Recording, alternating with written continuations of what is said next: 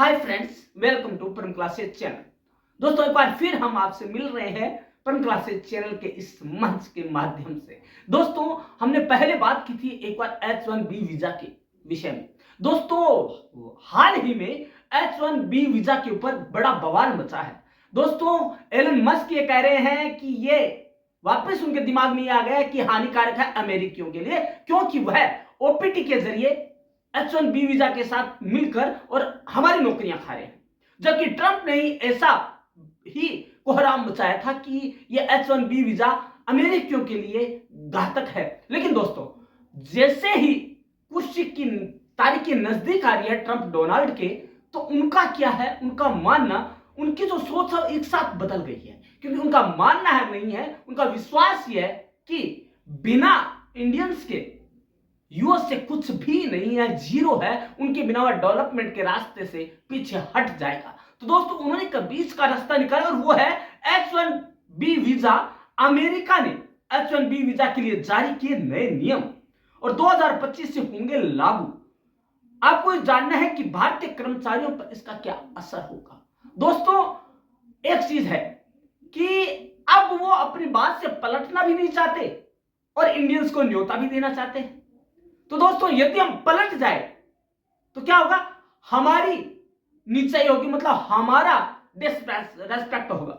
लेकिन हमें उनको बुलाना भी है। तो क्या किया इन्होंने दोस्तों, अमेरिकी नागरिकता और आवर्जन सेवा USCIS ने H1B वीजा के फॉर्म I-129 में नया संस्करण जारी किया है, जो 17 जनवरी 2025 से अनिवार्य रूप से लागू कर दिया जाएगा।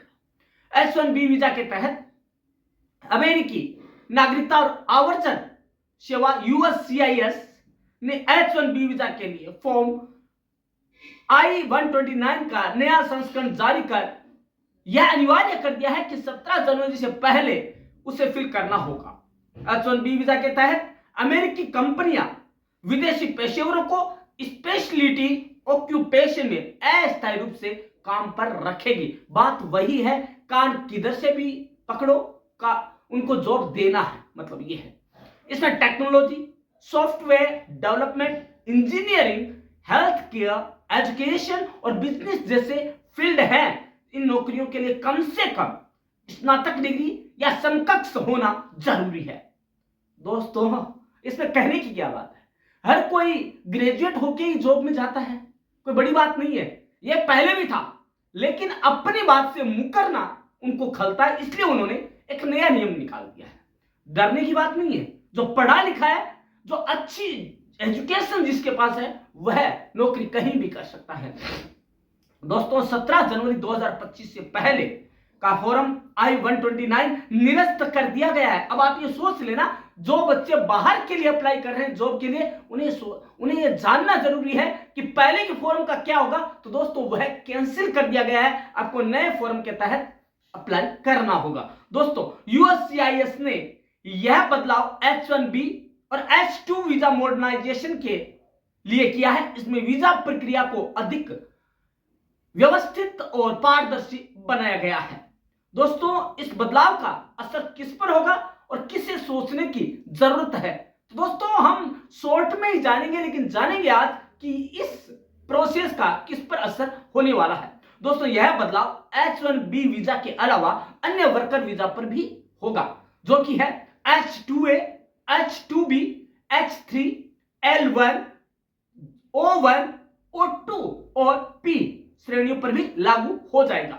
धार्मिक और सांस्कृतिक आदान प्रदान, मतलब एक्सचेंज जो होता है करने वाले वर्कर्स के लिए Q1 और R1 श्रेणियां भी इस दायरे में आ जाएगी। H1B वीजा के लिए रजिस्ट्रेशन प्रक्रिया ऑनलाइन होगी। आवेदकों को USCIS पोर्टल पर रजिस्टर करके शुल्क जमा कराना होगा।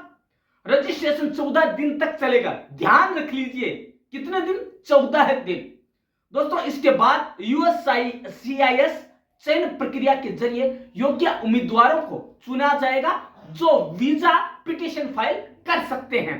अब बात आती है कि जरूरी दस्तावेज क्या चाहिए। हमने जान लिया कि हमें फॉर्म I-129 भरना है, लेकिन उसके लिए प्रोसेस क्या हो जान लेते हैं। दस्तावेज कौन सी जरूरी है दोस्तों? पुराने फॉर्म का उपयोग 17 जनवरी 2025 के बाद नहीं किया जा सकेगा। दोस्तों रजिस्ट्रेशन और फॉर्म प्रक्रिया के लिए सही तारीखों का ध्यान रखें ऑनलाइन, क्योंकि 14 दिनों का समय है। दोस्तों अगर आप H1B वीजा पर काम करने का सपना देख रहे हैं तो नए नियमों को समझकर अपनी प्रक्रिया समय पर पूरी कर ले, क्योंकि दोस्तों उन्हें केवल बहाना चाहिए किसी भी तरह से जो इंडियंस है उन्हें वहां आने से रोकने के लिए। दोस्तों इससे न केवल आपका समय बचेगा बल्कि आप नियमों का ध्यान रखकर वहां तक पालन कर और उम्मीदवार के लिए अपना रास्ता साफ कर सकते हैं। तो दोस्तों घबराए नहीं, घबराने की बात नहीं है, हमें नए सिरे से अप्लाई करना। ये सोच लीजिए कि जो फॉर्म था उसमें बदलाव हुए हैं, उन बदलावों को जानते हुए हमें उन फॉर्म को ढंग से व्यवस्थित ढंग से भरना है। प्रोसेस वही है, कुछ फीस बदली है और समय आपके पास 14 दिन का है। हालांकि फॉर्म वही रहेगा लेकिन कुछ दस्तावेज और कुछ जो है रजिस्ट्रेशन की प्रोसेस है उसको थोड़ा सा पेचीदा बना दिया गया है ताकि कम स्टूडेंट्स ही वहां पर उनकी नौकरियां खाए। उनका यह मानना था, लेकिन उनका यह भी मानना है कि यदि इंडियंस नहीं आए तो हमारे यहां पे डेवलपमेंट कैसे आएगा, क्योंकि वो मानते हैं, वो मन से मस्तिष्क से जानते हैं कि यदि कोई काम कर सकता है तो इंडियन कर सकता है, क्योंकि वहां के लोग आराम पसंद है, उन्हें चाहिए 5 डेज वीक।